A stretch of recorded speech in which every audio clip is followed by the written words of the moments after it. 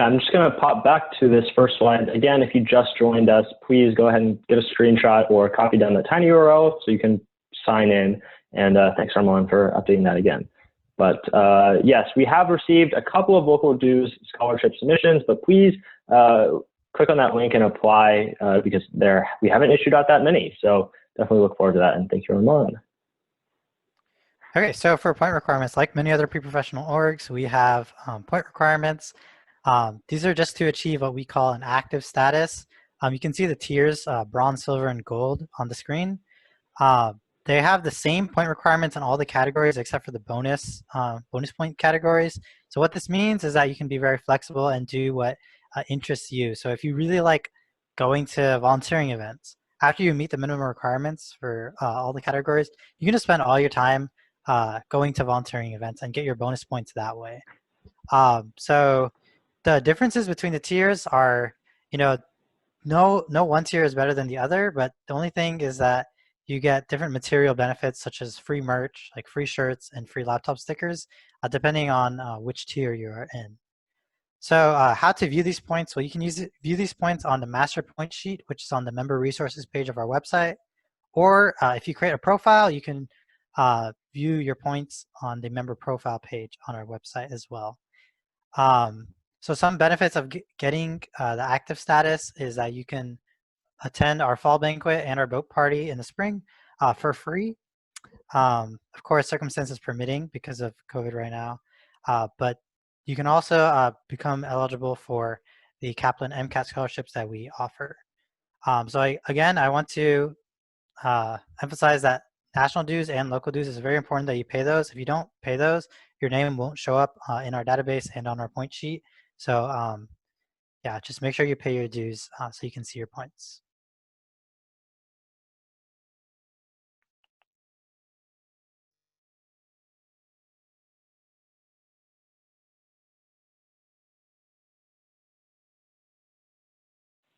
Sorry, I realized I was muted.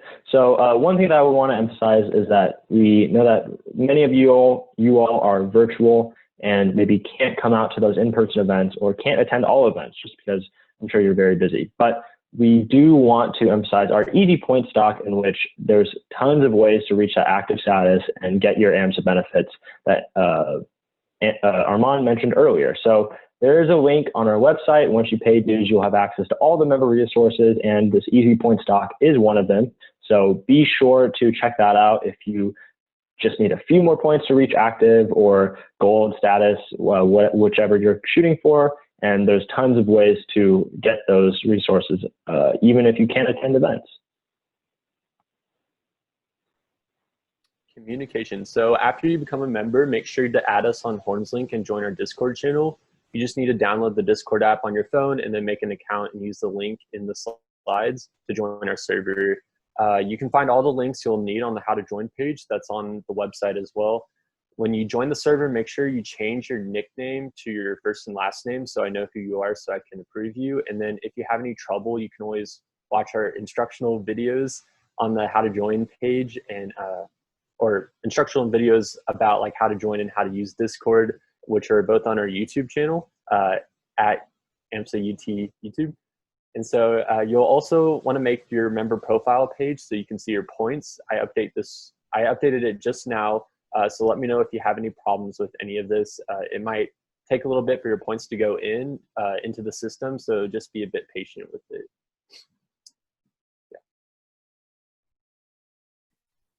Okay, so let's talk a little bit about FAMSA. If you guys don't know what FAMSA is already, FAMSA is our mentorship program where you can get sorted into a specific FAMSA with a mentor that is an upperclassman as like your head, and they can serve as like sort of like your friend as well as like a counselor, just like somebody who can help you with things like registration, volunteering, all that fun stuff. So if we can go on to the next slide. So basically, these are the FAMSA guidelines as well as the FAMSA point system. If you just want a little bit more information about what it is, that little graphic there in the bottom left corner is just a timeline of when things are due. So some notable dates there are September 23rd, which is today. That's kind of the soft deadline. Most of the application should be in by now. However, there is a hard deadline of October 7th.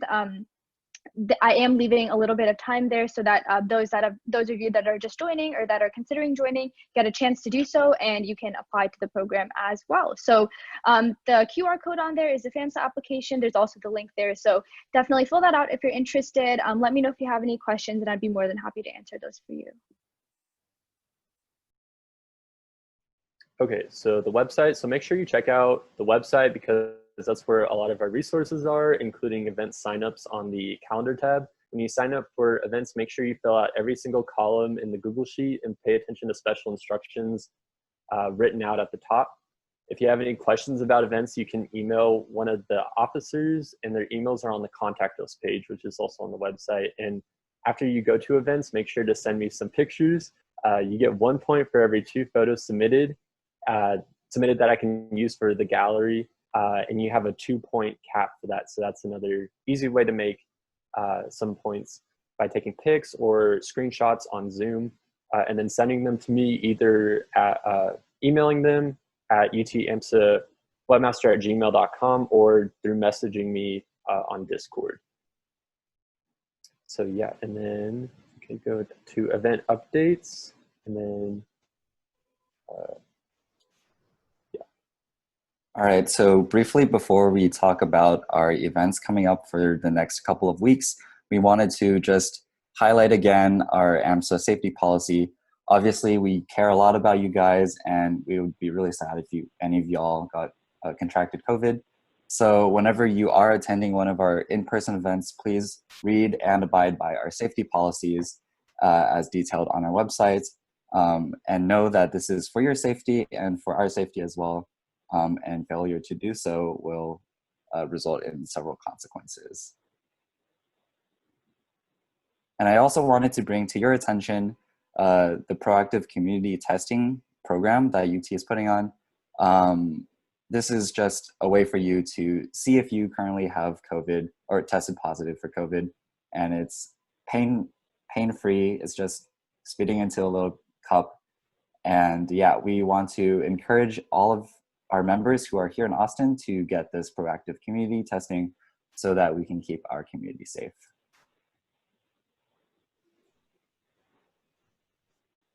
Okay, so how to sign up for events. Just again, to reiterate, you can sign up events on the calendars tab, and then events open up 1 week in advance at 8:30 a.m.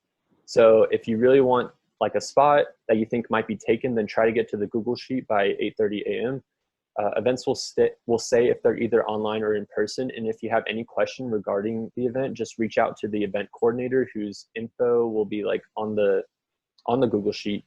Event signups will close 24 hours before the event, and make sure you don't put your name above anybody else's name.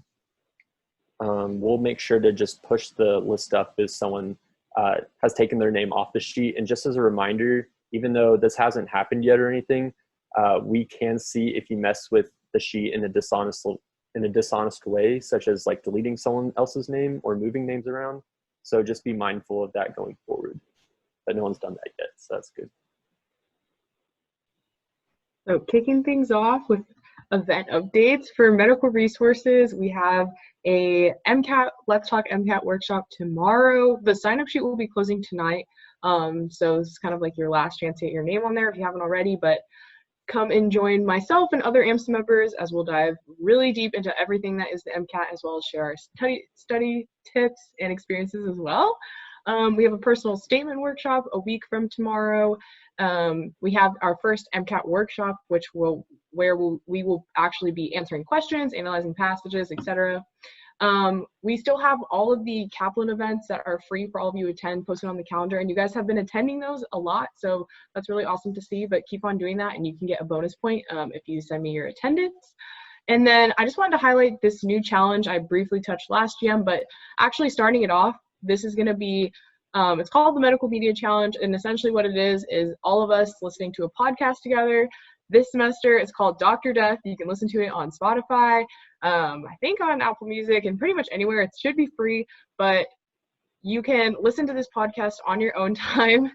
And at the end of the semester, we'll have a debate night in collaboration with SoCo about some of the major topics that are in the podcast. Yes, I'm glad to see some positive feedback from it, but it's really good. I've listened to it myself, so I hope you guys join us for doing that.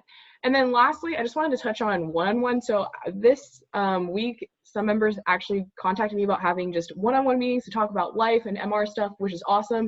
So I just wanted to kind of promote that to all of you as well, since that's not really something I've done before. But if you would like to just meet with me at any time, please just reach out to me and be happy to talk to you about medical resources or otherwise. So.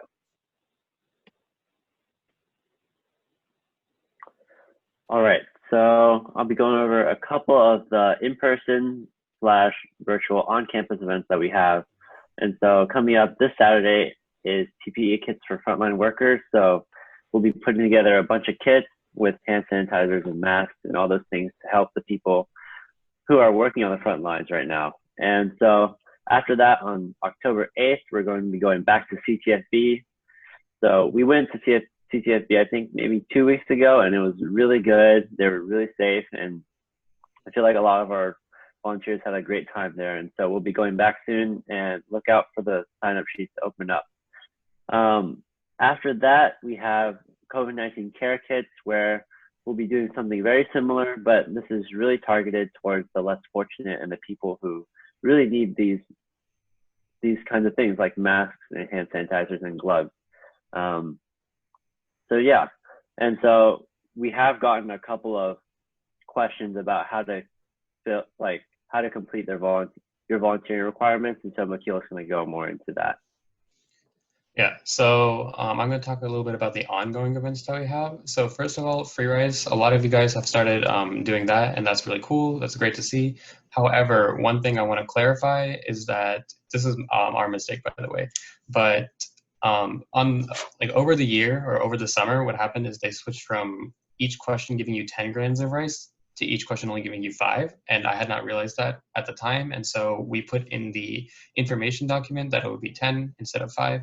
And so you don't need to worry about that. Just worry about answering 50 questions, so a total of 250 grains of rice. So for those of you who are at 250 right now, that's great. You're doing well. And for the rest of you coming now, just worry about doing 50 questions, and you'll get your 2 points for that. Next, for mask making and cheer videos, those are 2 ongoing events that haven't had too much prominence. And so I want to just sort of promote them here. The options are available, and they are available on the non-clinical and virtual volunteering databases. So if you'll scroll along them, I've added them to the to those databases, and so you'll be able to see them and then the information regarding that. We'll also have some info sessions for these events sooner and later down the line, so look out for those as well.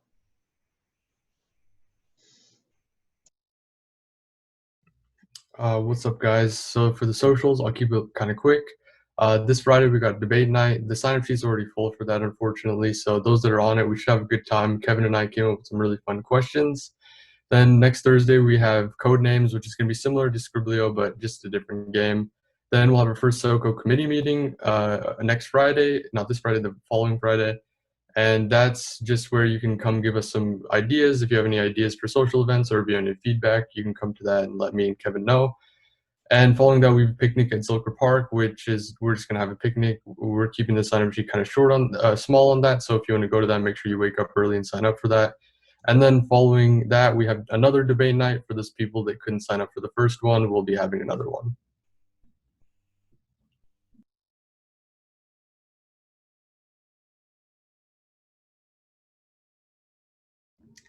Hi, so we had one makeup meeting last week, and then the next one's going to be this upcoming week on Thursday, October 1st from 5 to 6 on Zoom. And they happen every other Thursday, and it's just a quick recap about the general meeting, and then I choose a topic to talk about at the end. And then if you guys haven't already, you should check out the AMSA merch store. I just want to make clear that if you paid your dues, then you've already bought the shirt for the general member shirt. This is just old merch and stuff you can purchase on your own outside of that. So I just wanted to mention that. And then I've put up the merch pickups for the next 3 or 4 weeks. So be sure to check out on the calendar for that. In order to pick up your merch, you do have to sign up so I know what shirts to bring and what sizes to bring. So check on the calendar for that. And then follow us on Instagram, Twitter, Facebook, and check out the Easy Points doc because you can get up to 2 points for following us on all of our accounts. And then if you haven't seen it already, some of us are wearing it, but the 2020-2021 general member t-shirt is this.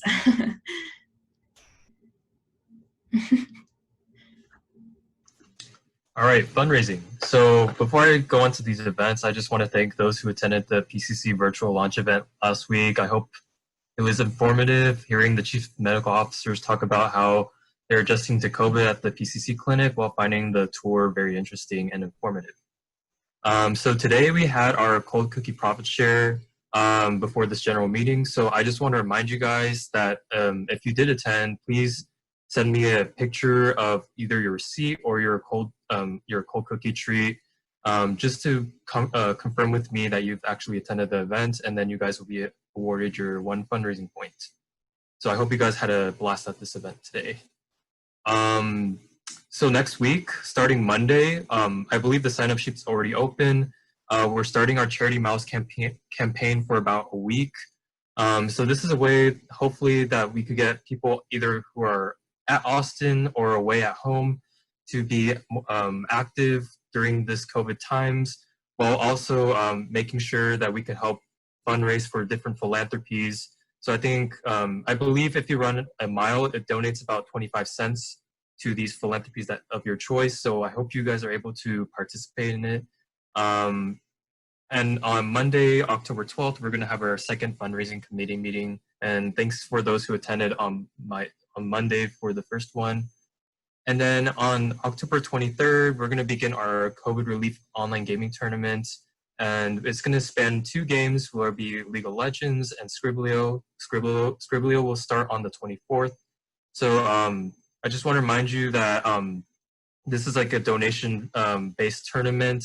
So if you donate at least $5, you are given the opportunity to participate in this tournament while having a prize pool that we'll announce later on. So I hope you guys are able to attend while and participate and donate. And yeah.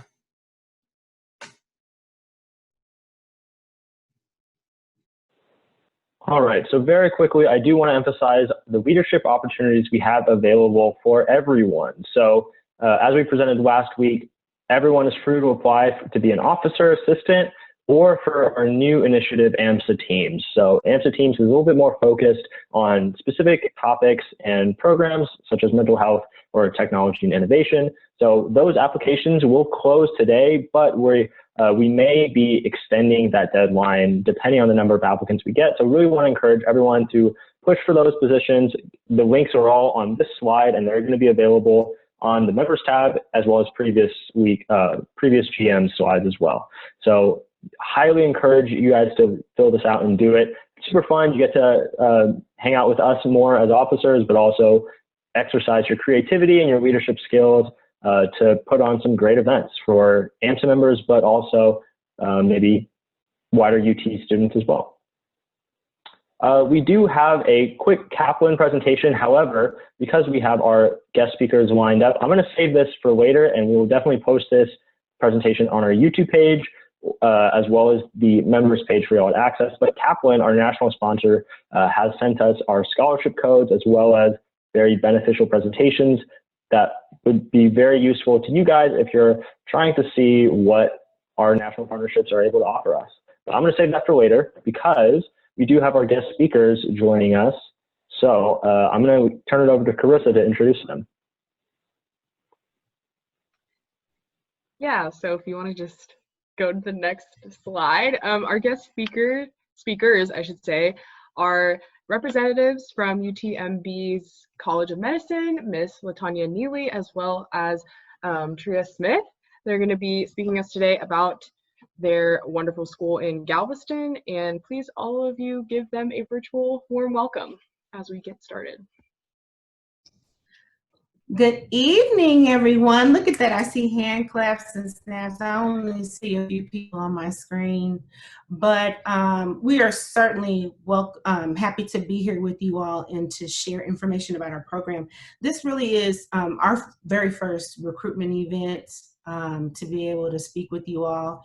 And I'm hoping that Ms. Smith has joined us because she's supposed to share her screen. There she is. I see her. Good. So that we can. Yeah, but we've been managing this virtual routine as well. You know, we've done a lot. We've transitioned a lot of our admissions and recruitment efforts to virtual or online. And so, yeah, we're still working out the bugs, if you ask me, just because that's just the nature of what we're in right now. So whenever she's ready, we'll go ahead and get started.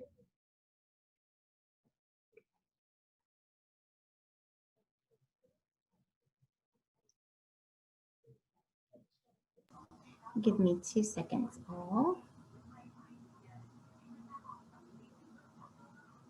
You know, Ms. Neely, we're not on our account. So I'm just going to share my screen and I will advance it for you while you present. How about that? That's fine. Yeah, okay. That's fine. Because it's just not allowing me. Awesome. And it's moving really slow. Hold on 2 seconds. Okay, there we go. All right. So we wanted to start by, let me first preface this. My presentation is a little long. I'm not going to try to make it a lot of information. So if you have questions and let's say you didn't catch something that I've talked about, you can put it in the chat because Ms. Smith can definitely answer, you know, kind of backfill and answer those questions for you. And hopefully we share a lot of information where you may not have as many questions, but we are certainly try to have some time at the end if you have them, and we'll stick around. So I don't know what time your meeting ends, but we'll certainly stick around as long as we need to answer questions. Mm-hmm. So the first thing that we want to always share with you is our mission, vision, and our values at UTMB. And that really is to improve the health of the people of Texas and around the world. And we're doing this in a number of ways, you know, with innovative education, cutting edge research, and providing the highest quality of patient care. And we also embody, I would say, you will see this everywhere, but we work together. We certainly work together. That's one of our visions, but it certainly is something that you will see if you were to come on campus and mingle with our students and faculty and staff. You will see that we truly work together. So, you know, and our values are listed there as well. Probably one of the top priorities right now is diversity. And certainly UTMB School of Medicine is leading the front in terms of having one of the diverse classes of medical education. Next slide. Oh. So this is a picture of our campus, and really it's a dated picture. I'm going to be honest about that, but the purpose of it is to really give you an idea of where our university sits close to the Port of Galveston. So we are right there next to the water, and we're a pretty large campus. We're a health science center, if you will. And we've got a number of hospitals and research buildings on our campus, as well as education buildings. Next slide. So yes, we are an independent institution, and you all can certainly appreciate this because, you know, sometimes we get the question, are you UTMB in Houston? You know, so it's like, no, but we're a part of the Texas Medical Center, so we're very proud of that. We do have 4 schools on our campus. Aside from the School of Medicine, there's the nursing school, the graduate school of biomedical sciences, and our School of Health Professions. And like I said, we have a large campus with over 70 major buildings on our campus. So our clinical enterprise is something that we felt like maybe you would be more interested in instead of hearing a bunch of research buildings, but we certainly do have a number of those. We are a level 1 trauma center, and we have several hospitals on our campus that we do not own, but we fully operate and staff. And so that's the Shriners Burns Hospital for Children and the Texas Department of Criminal Justice Hospital. We also have 3 additional campuses than the one in Galveston. There's the one in Angleton Danbury, which is in Brazoria County, if you're familiar with the area, and League City campus, which is the North Galveston County area. And next slide. We also have a campus in the Clear Lake area, so we have a full service hospital there, as well as a partnership that we have with MD Anderson Cancer Center. So it's a part of the League City Campus Center where we do some outpatient cancer treatments. And on our campus, we do have a couple of hospitals. One is the John Seeley Hospital, which is pretty old, but our newest one is the Jenny Seeley Hospital. And we also do Center for Polar Medical Operations. So that's something that I felt was really interesting that we're still a part of. We've been doing this for a number of years. Next slide. So, just to give you some more background about our curriculum, we wanted to introduce you to that. And if you go to the next slide, we wanted to share with you some of the things that make our curriculum special. And, a couple things that stand out is that we integrate all the disciplines across your basic science materials. So you're going to learn a little bit of biochemistry, microbiology, even though some courses might have more of a preference on those particular courses, you're still going to have all of those different disciplines into your classes that you're taking. And I'll explain it to you a little bit later when I show you the classes that we take. You're also going to have some integration of clinical science material, as well as problem solving challenges. And so those are the things that are the crux of what makes our curriculum work. Next slide. So we emphasize a few things, and like I mentioned before, the problem solving, and so we will talk a little bit more about that in a minute. But we have a lot of opportunities for you to engage with your peers, have some time to work together as a team, to come to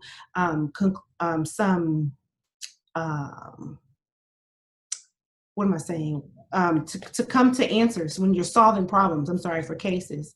And so we do that in an environment that is interdisciplinary, one where you can learn from each other. You're also going to learn clinical skills pretty early. And so that's something that I think that you'll see in the curriculum when I describe it a little bit later. Next slide.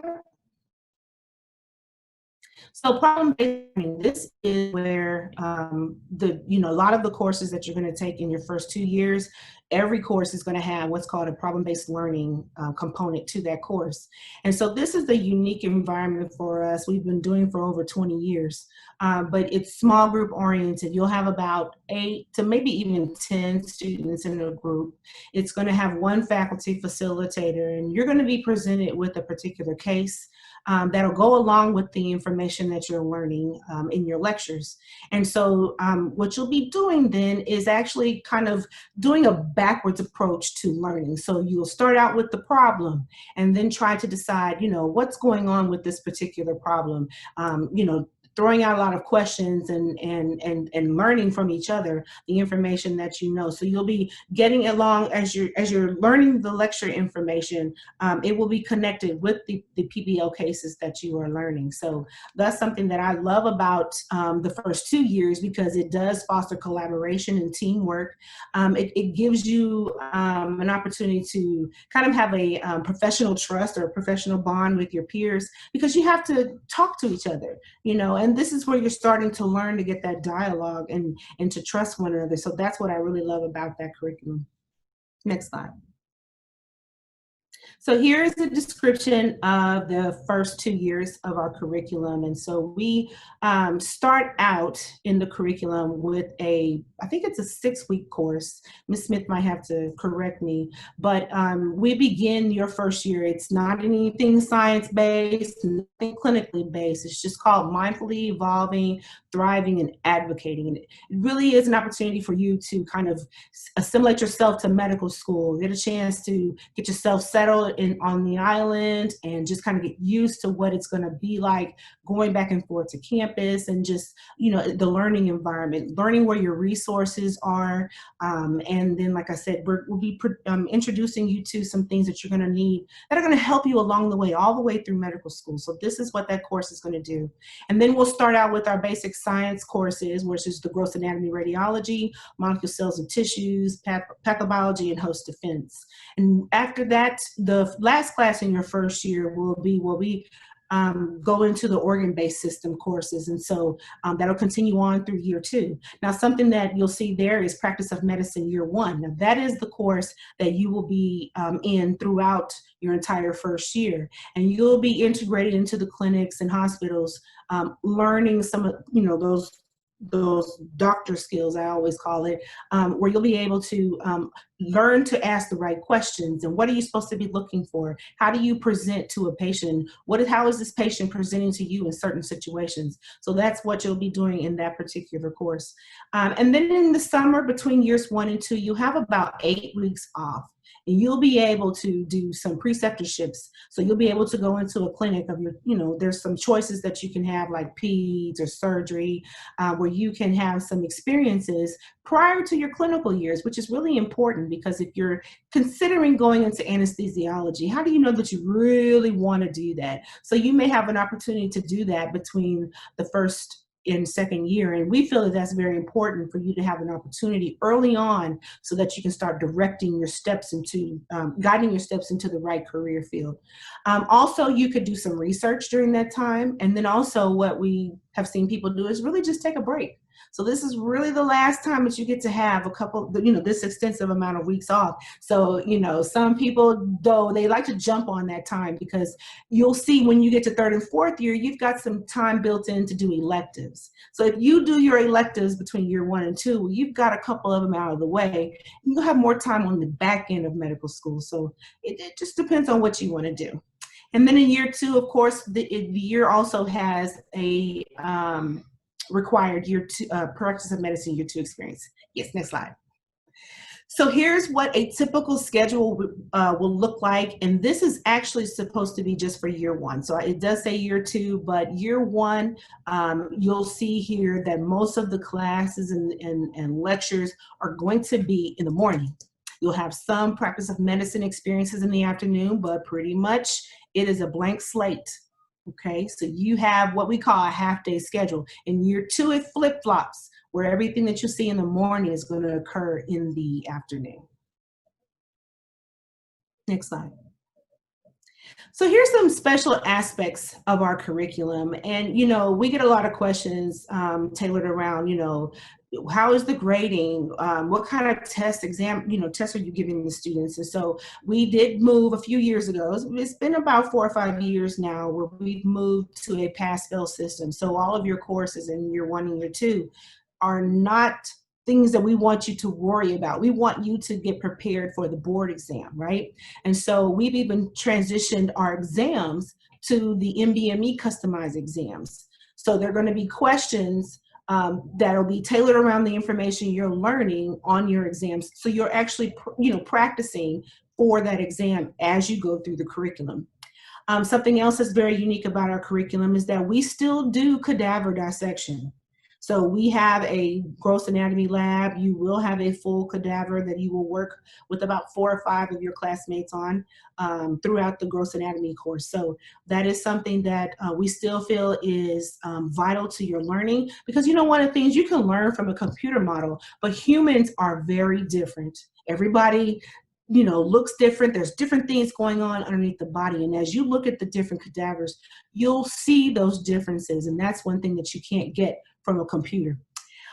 We do have simulated patient activities as well as clinical experiences. Next slide. Go back one, I think.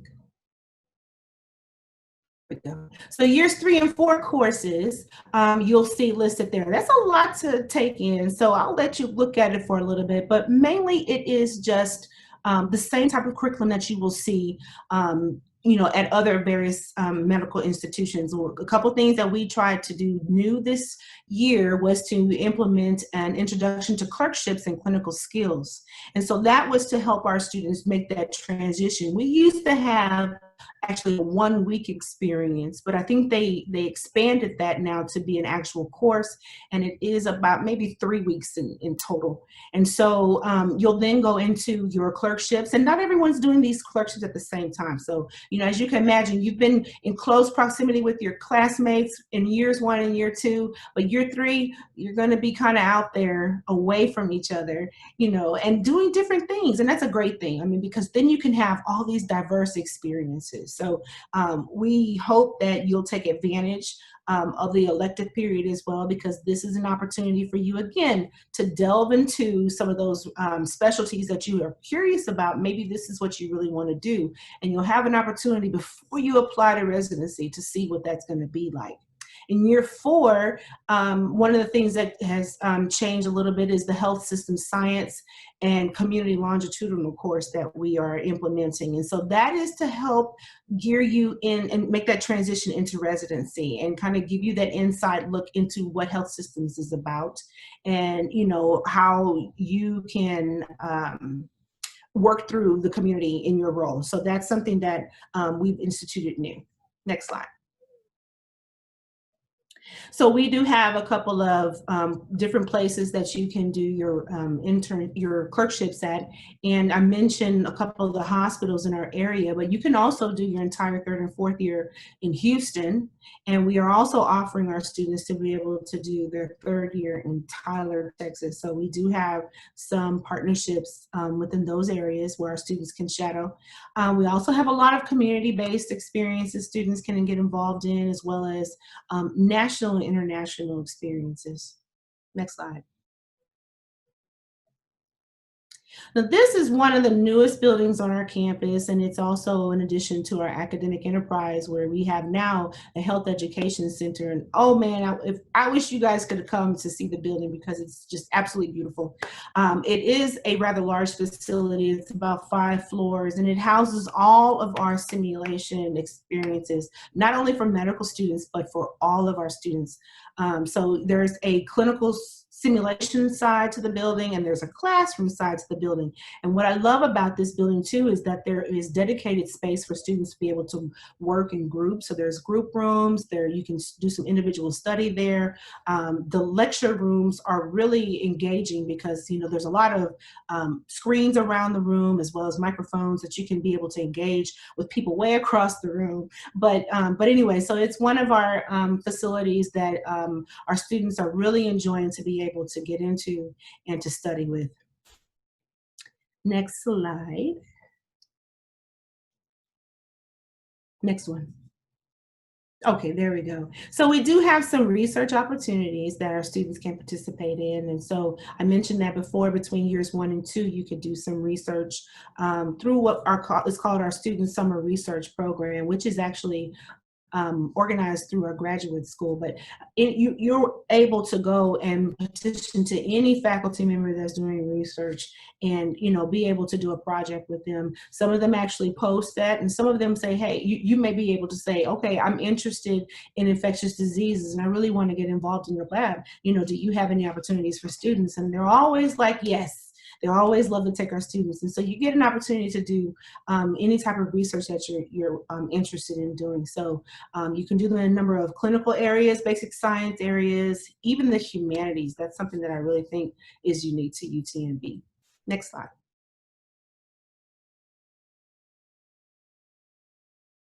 So we do have dual degree programs.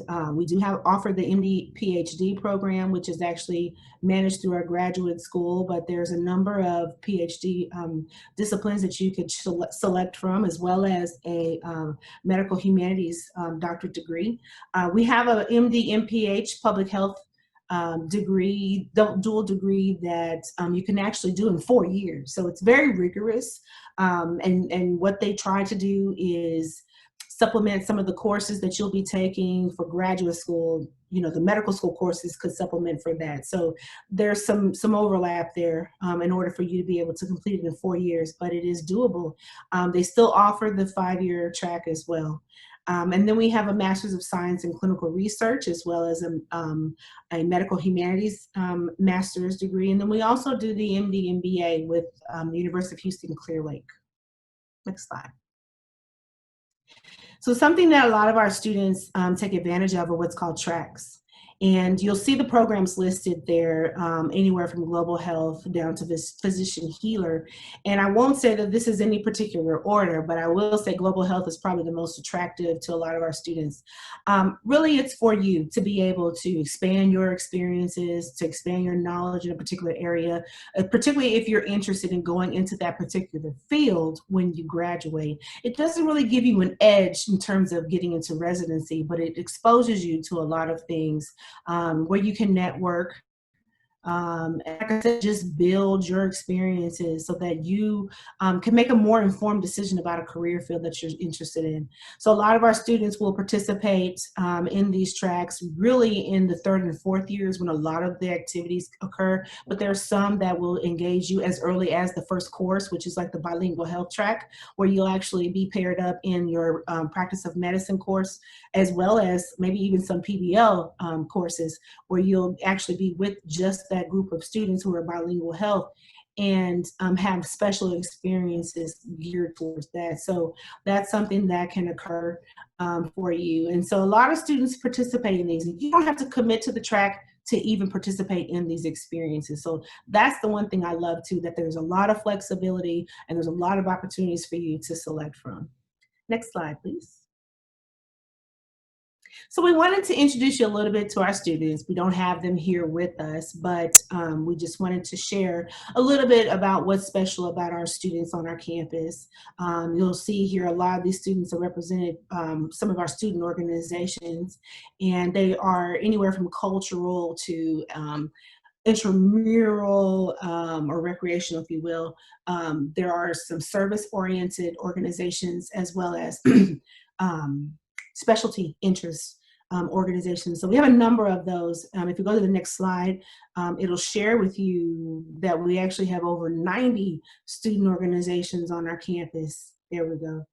And a lot of our students really get involved in the community through these organizations. It is very student-centered and supportive at UTMB. We do have an Office of Student Life that organizes a lot of the student activities.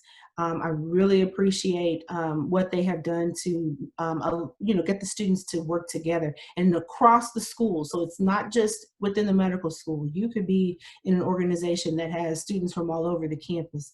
So I really appreciate that they're able to do those things with you on a graduate level as well. So like I said, we have over 90 student organizations, and I will say that we actually have an alumni field house. So this is where our students can actually go to unwind and de-stress, where it's fully serviced with a pool. It has a track around it. There's a baseball field, tennis courts, racquetball court inside. You can play basketball inside. So, and then of course a huge gym and weight room. So it's a dedicated space for our students, and I really think that that's awesome. Next slide, please. So our students are also committed to service. Believe it or not, we have several organizations that all they do is service work.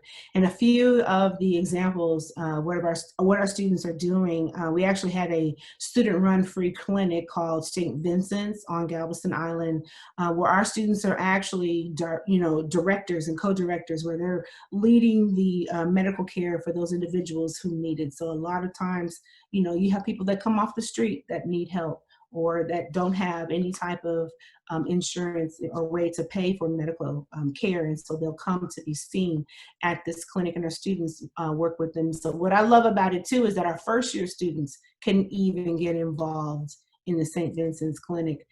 We also have what's called Frontera de Salud. So our students are able to go into the Big Bend area and go away from Galveston to be able to help that community as well. Next slide. So medical school admissions, and so something that we always want to do, we're going to transition into that, is share with you what we are looking for in a student at UTMB. And so you've probably seen a lot of these characteristics as you traverse your way through medicine, or pre-medicine, I should say. And so it really is true for us. We are looking for a well-rounded student. And you can imagine that if you're going to be working with your peers in a problem-based learning course, you've got to have come with some skills yourself. You've got to be able to relate to people and be able to communicate well and effectively, show that you have some leadership ability, but also that you can be a teammate. So those are things that we're looking for, because I think that that's what's going to make you successful in the curriculum. Next slide. We want to share with you our admission statistics for the entering class. And so you will see here that we have upwards of 5,100 applications that we see. And I would tell you this year, I think I've been hearing that we have over 5,500 applications right now. And the deadline is not until the end of October. So I'm really impressed that we have a lot of students that are still interested in going into medicine. We interview over 1,100 of those applicants, but our class size is about 230. And then the makeup, yeah, you'll see the GPA and the MCAT score there. The makeup of our class, if you go to the next slide. The makeup of our class is listed here as well, where, predominantly our students are coming from Texas, but we do have a few non-Texas residents that attend our school. You'll see there too, 21% of them are reapplicants. And the ratio of men to women, I mean, it's creeping up actually, because it used to be 50, 51, now I'm seeing 53. So I can't tell you why that is. We're not especially selecting women, but I will say that we've seen a trend of more women coming into the school. Next slide. So our requirements, I just want to kind of quickly go over these with you to give you what our requirements are. We have certainly all of the requirements that you can see most medical schools ask for. So we're not asking you to do like psychology or biochemistry, let's say, for example. I know some schools are requiring that, and I think that our admissions committee is holding steady that we don't need to change our requirements. A lot of our students are coming well prepared for medical school, so this just holds true for that. Next slide. And we're asking everyone that applies to our school to take what's called a computer-based assessment for sampling personal characteristics test, or CASPER. And if you haven't heard of it by now, this just gives you an overview of what CASPER is. But it is a situational type of exam where we are assessing your non-cognitive skills and how well you interact with people. And how do you think? And so this helps us in terms of screening you for positions for interviews, as well as screening you for positions in the school. So we believe that this is going to be very important for us to kind of find the right student for our program. Believe it or not, even you've heard this, you might be exceptionally smart, but you may not be the right fit for medicine. So, we're trying to make sure that we're doing our best to select the right students for our program. And so this helps us do that. Next slide, please. We're also now instituting a secondary application, and so this is our first year. I don't have much information to share about it other than you must complete that in order for you to have an interview, and you're going to want to take care of that pretty quickly so that you can move through the application process. So as you submit your TMDSAS application, you will receive an email from us to complete that secondary application from us. Next slide. The admissions process. So let's go through the things that we are looking at besides the MCAT, besides the CASPER and the secondary application. We are certainly looking at your letters of evaluation and your essays, as well as how well you did on our interview. We're not numbers driven, but I will say that we are looking for some of the best and the brightest students. Our curriculum is self-directed, and that you have to pace yourself and be able to lead yourself through a lot of the curriculum. And so we're looking for people that can do that with ease. So, a lot of times what's going to help tell us that is someone who's been really active and someone who has shown themselves successful academically, as well as performing well in other areas in their application. So like, leadership experiences and things like that. So, we're certainly looking for strong applicants in those areas, but we are considering all applicants. So don't feel like if you're not, you don't have all of those things that make you shine, that we're not looking for you as well. We're certainly looking for everyone. Next slide. I think we're going to kind of walk through this quickly because I know that I have a lot of slides here with admissions information, but a lot of this can be found in the applicant handbook for the Texas Medical and Dental Schools Application Service application that we use. And so you're going to want to list out all of those activities that you've been a part of academically, any type of employment or leadership experiences, research. We're looking for all of those activities in your application. Next slide. And healthcare activities is very important to us. I can't say that we're heavily focused on, a huge number of hours for your shadowing experience, but we do want to see that you've given it a good go, that you've been able to, look at this and determine that medicine is definitely for you. And so you've taken the steps to take a look at that. So that's what we're looking for in your healthcare activities. There's also an opportunity for you to identify some top meaningful activities that you've been a part of. And so that's an opportunity for you, again, to share with us more about, what makes you stand out. What is it about this process that you enjoy? Because medicine is a well-rounded field. And so, there's many things that can mean something to you. And we want to hear about that and what has inspired you. Next slide. Your essays are going to come from a personal standpoint, of course, what has motivated you for medicine. But we also want to hear about those things that make you the person that you are, and the experiences that you've had to help to sustain you. So things that you're talented in, things that you have a special skill in. A lot of times students will share that information with us, and we want to hear about that as well. And I also encourage applicants to do to complete the optional essay, because you want to give us more of a picture of who you are. And so, if you put all that in there, then we'll get a bigger picture of who you are. So you don't have to feel compelled to put it in one particular place. Next slide. Your letters of evaluation, of course, we would accept the Health Professions Committee letter packet, or you can submit some individual letters. So that's up to you. But you definitely want to select someone that knows you well. So I think I'm preaching to the choir is what I feel like I'm doing. But we definitely want to encourage you to start seeking out those individuals that can, prepare a good letter for you, that can speak well on your behalf about why you want to go into medicine.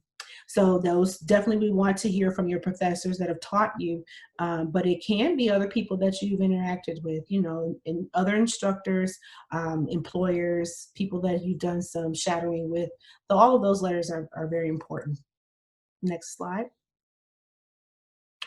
So this is the timeline for interviews at UTMB. Currently, we started our interviews, actually our plan was to start them mid-August, and then, we had the hurricane threat that came through, so we had to cancel a couple of our interviews. So we actually didn't start until the beginning of September, but we are still going to make those days up as the season goes. So we'll probably add a little bit more than 30 applicants on interview days, and we'll interview through January. We're doing our interviews virtually on Wednesdays and on Fridays. And we're still doing the 2 traditional interviews. We do not do MMIs. We do not do situational interviews, although I think we are considering, switching that up. But for now, it is strictly a traditional interview. Next slide.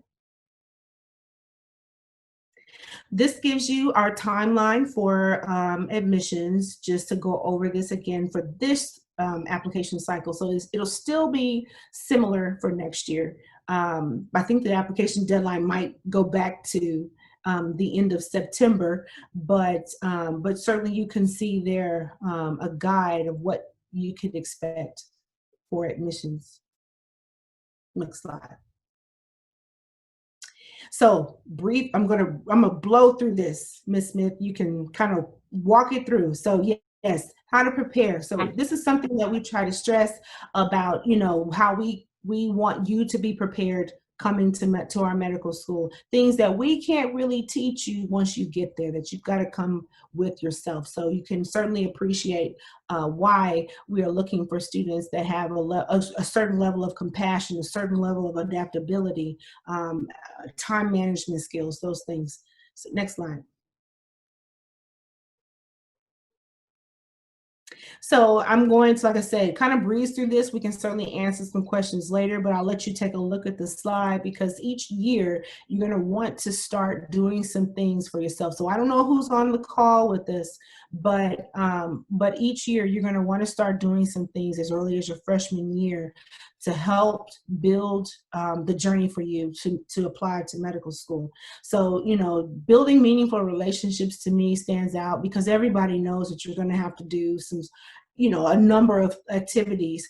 But I think that you need to start concentrating on focusing on the people that are going to support you and that are going to steer you in the right direction. And so that can start as early as your first year. Next slide. You also are going to want to continue pursuing those meaningful activities, especially those that mirror your values and interests. Okay, so that to me is where you will be able to shine and be able to stand out, because it's something that you enjoy. It doesn't feel like a chore.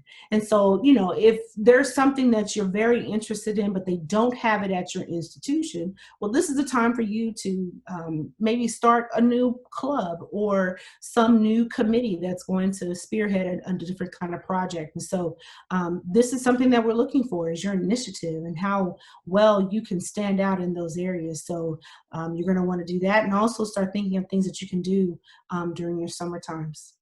Next slide.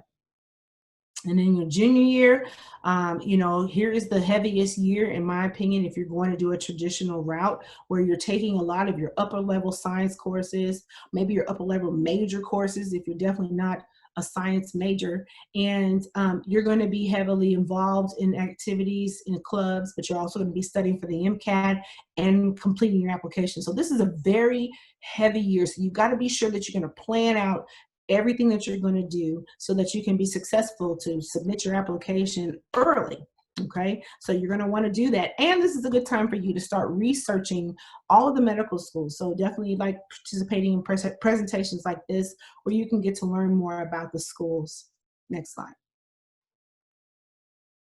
And between your junior and senior year, this is really important too. You don't want to have any distractions, because this is where you also need to start preparing for interviews. So I'm sure you'll be doing some things along the way, but definitely this is the time where you need to take it seriously to start doing this. So if you have questions regarding how to prepare for interviews, we can certainly answer those questions for you too. Next slide. Senior year, I think the biggest thing besides getting an acceptance, right, and going through that process of getting yourself prepared to move on to medical school, is maintaining academic success. You don't have to submit your final transcript to us until the very end, but you want to show that you've done your best. And I'm telling you, it will be rewarding. If it's not for us, but for yourself. And so you want to finish strong is what, you know, I'm from old school, so it's always about finish strong. So that's something that you want to continue to keep in your mind, that no matter what, you want to continue to maintain your academic success. Next slide. So here are my final thoughts for our presentation. And, you know, I share this with all pre-med students, because I feel that as young people, we can certainly get distracted. It's hard for us to say no. We might procrastinate a little bit, but I want you to get, you know, to a point where, you know, you're not that person. You're not that person that's distracted, that you can say no. Why? Because you have a particular goal in mind. You want to become a doctor, not your friends, you. So you've got to be the one to encourage yourself, challenge yourself, to push yourself forward. And those things are going to make you stronger. They really will. And that's something that we want to see in you. And we want you to do as you come to medical school. So you will build on those skills once you get into medical school as well. So you're just going to set yourself up for success if you do those things. Next slide. So this is how you can contact us if you have any questions. You want to go ahead and write down our telephone number, our email address, or you can also follow us on social media. We have a few posts out there, and we're going to continue to get that going. This is our first year doing it, so I'm really excited about what we can share with you all. But we are very excited to work with you all. If you have any questions or any advice that you need, you're more than welcome to contact us and reach out, and we'll be able to respond to you as soon as we can. I think the last slide is just for questions. So if we have any questions, I can take those, or I'll hand it back over to you, Carissa. Well, thank you very, very much. We see a lot of thank yous in the chat as well if you haven't had a chance to peek there, but we really, really appreciate your time and all the information that you've given us. And yeah, if anybody has any quick questions. Before we go to questions, sorry to interject, Carissa, again, just want to tell all of our members to make sure you finish signing in so you can get your meeting point. And again, thank you so much, Ms. Neely and Ms. Smith, for your presentation, but hopefully, yes, I'm sure others have questions and we can definitely stay after. So please, you do use like the raise your hand function and we will get to your questions as they come. But yeah, if you have to go, please, you're not obligated to stay past 7:30, which is our official time, but thank you guys so much for staying to this point, and hopefully we'll get some good questions going. Yeah, like Daniel said, if you do have any questions, just use, like last time, the raise your hand function in the chat, and that way we can more easily call on you.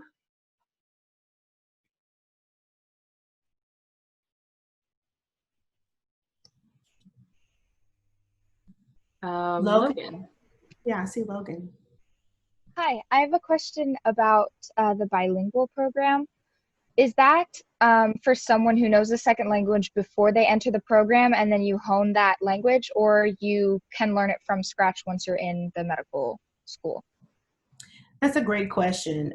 So the bilingual health track is definitely Spanish-based, Spanish speakers. And you do have to have some level of proficiency, although you don't have to be very proficient or fluent in the language. So you wouldn't be able to start from scratch. That is something that you wouldn't be able to do because one of the things that happens before you come into medical school, an email is going to be sent to you to ask you, are you interested in this track? And if so, you'll contact the director, and then she does test your proficiency. So, if you want to now brush up on some skills, you can do that. They're not expecting you to know everything, but you will learn as you go in the track. Awesome. Thank you so much. You're welcome.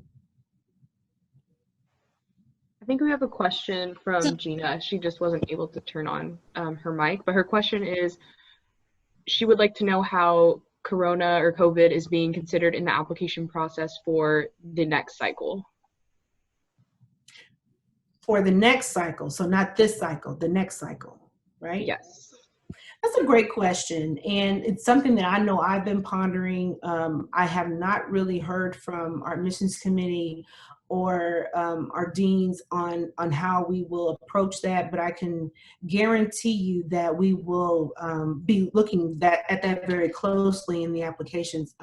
I would imagine that you will not have as many experiences as you had hoped, for that next application cycle. And that's going to be okay. I know that for sure, because it's not about the amount of experiences, but the quality of the experience that you have. So as long as you can get one in, even if it's a virtual experience, it can be a quality experience, and that's what matters to us. So, if you're needing some help about what to do in the interim, I've gotten a few ideas. I don't have my resources in front of me, but I've gotten a few ideas on what you could do. So, we can help you through that as well. Try to figure out what's going to be the best thing. Ms. Smith, did you have a response? No, I was just saying, once you get your resource, I was just thinking, excuse me, once you get your resources, we can actually, if you'd like to have us back, we can kind of go through that again before that cycle happens. So that way we'll know, we'll be more informed and to pass out that information to all of you. Yeah. I think next we have a question from Daniel. Yeah, so I was actually just looking it up, but I can definitely also ask. I was wondering what partnerships y'all might have available with other medical schools or facilities for like continuing research, even like not necessarily MD, PhD, but just anything that we can get involved in as MS1s and MS2s. That's a great question. I don't think we have any formal partnerships with any other institutions, but I will say that if you are so inclined to participate in something at a different institution, there's a process to petition for that, but I know that some students have been able to do that in the past. So if you're interested, you would just need to contact the deans, and there's going to probably be a formal process to complete to let that interest be known, and then to work out whatever needs to be worked out to continue some research in that area. There's also a research opportunity, and I know it was slightly mentioned, but between your first and your second year, although it didn't happen this year due to COVID, but there is a summer undergraduate, wait, no, I'm going to say this wrong. Medical student summer undergraduate, no, it's not undergraduate, medical student summer research program, MSSRP. So medical student summer research program, and it's between an 8 to 12-week program that you're going to have between your first and second year. You can use it as your elective time to actually pursue research if you're interested. There's also the track, there's research, a transitional research track. You don't necessarily have to be a part of a track to do track electives. So it's kind of, if you look at it as like a minor for medical school, right? And you do all your electives in that particular track. But there's an opportunity, if you're just interested in the translational research track, you can take one of those elective courses. So there are opportunities. And then our faculty members, although it's not with other schools and other areas, UTMB has a plethora of research opportunities on our campus that you can just talk to any faculty member, possibly your PBL facilitator could be a researcher, and you can join their research at different times of the year, just by talking with them. So. Sounds good, thank you. Mm-hmm.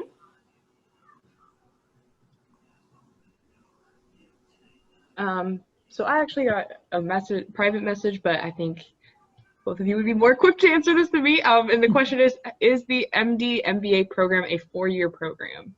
It's a 5-year program. Right, it is a 5-year program. So how that works is our students will do the regular curriculum between year 1, 2, and 3, and then they will take 1 year off after the 3rd year to complete the master's program, and then come back into the medical school curriculum in year 4 to be ready to do residency, or apply for residency, I should say. And the it was MD MBA, that is actually going to be at the UHCL campus, which is actually off our campus, maybe about 25, 30 miles down the road. It's not really that far, maybe not even that far. But that's going to be the only degree that is held at that campus. That dual degree will be held at that campus. Everything else is at UTMB campus.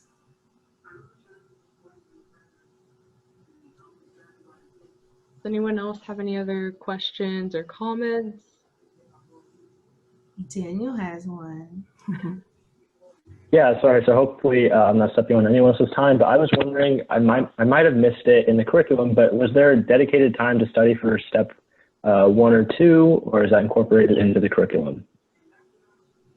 So it is dedicated time to be able to study.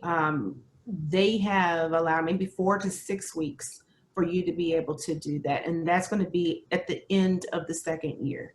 So our calendar has changed a bit from previous years. If you ever knew that, when the STEP exam was taken, we did take it a little later than some other schools. And so we changed our curriculum because we want our students to maximize the time that they have in 3rd year to be able to complete electives and clerkships, so that you can be more prepared for the application process in year 4. So I think now we're on task to complete second year in March, if I'm not mistaken.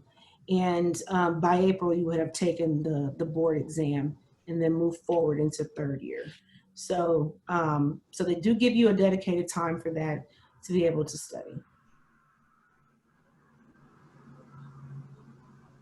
I did promise you in the chats that I'd put the program in the chat. Well, then I realized that I have the program. Oh, I can send it to Chris in an email. I'll send it to you in an email because the one online is from last year. It hasn't been updated yet. So we will have to update that. I just checked that out. But I will send to Krista so she can share with your group our program. I'll do it right now.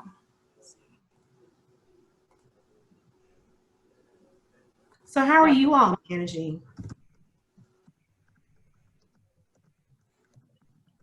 Definitely Managing been okay? interesting navigating this new, pretty much complete online format for sure. So at least I can say for myself, it's been kind of difficult. I don't know if anyone else wants to chime in as well. I would say, yeah, at least for our organization, we're doing our best to provide a lot of resources virtually, as I'm sure everyone is. And so hopefully we are able to like provide as much as we are able to while in person. But at least for me personally, I feel like it really is a bummer that we don't get to visit campuses and do interviews in a traditional sense. That was something that I was looking forward to. But the plus side is I do feel like everyone is working harder to counterbalance what we are missing out on. And so that's encouraging for me as well. It's sad for Yes, us too. Sorry, Ms. Neely, but it's very sad for us because I personally, and I can't speak for her, but I love traveling to campuses and meeting with the students ourselves. We love having students visit our campus and just coming on and having visitors. So it's definitely been a change in pace for us. And it's making us learn, and it's making us change broaden our recruitment horizons, I should say, and figuring out different ways of how to connect with the students and making lasting impressions via this virtual world, the new normal, right? I promise you, we're a lot of fun. And if you were to come to campus, you would really get a sense of the community that we have. It's really a ghost town right now because there's some students on campus, but there's, they have a staggered schedule. So not everybody's around, and, we don't have as many faculty or as many staff on campus moving back and forth. So it does seem, because we are back in our office, or at least I am. Ms. Smith is not. Still working from home. Yeah, she's working from home.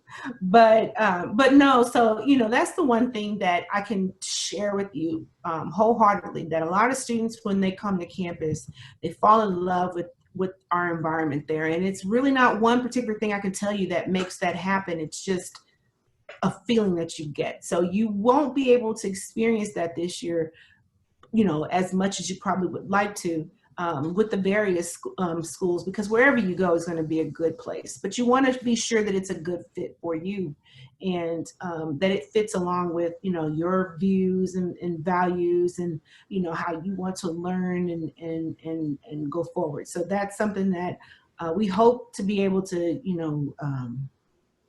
provide whenever we can provide it. As soon as we can, we'll put the all blast out, and we'll welcome you all to our campus. So I saw that Reagan asked, is shadowing policy, what is the shadowing policy right now and virtual shadowing opportunities? And unfortunately, our students get first preference on shadowing. So, and there hasn't been quite a policy written for visitors yet.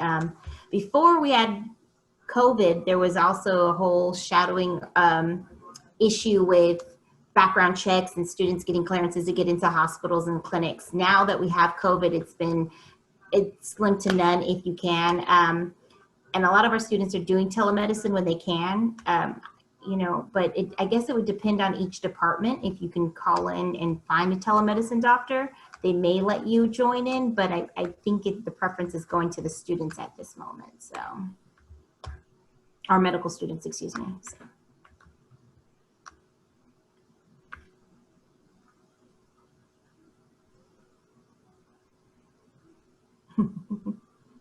Any other questions? Well, thank you guys for being so attentive with us. And I hope that we shared a lot of information that you can take back with you and chew on. Please visit our website because we do have a lot of information there regarding our class structure and things of that nature.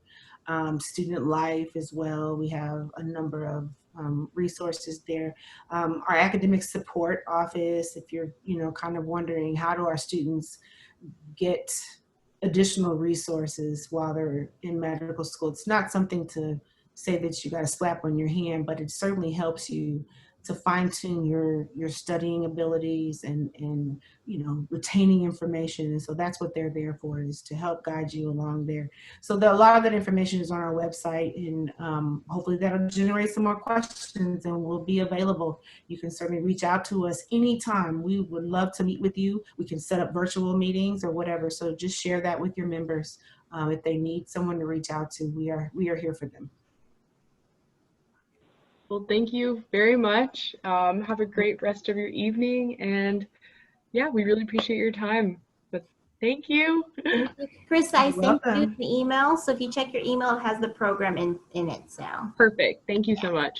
Thank you all. Thank you so much for having.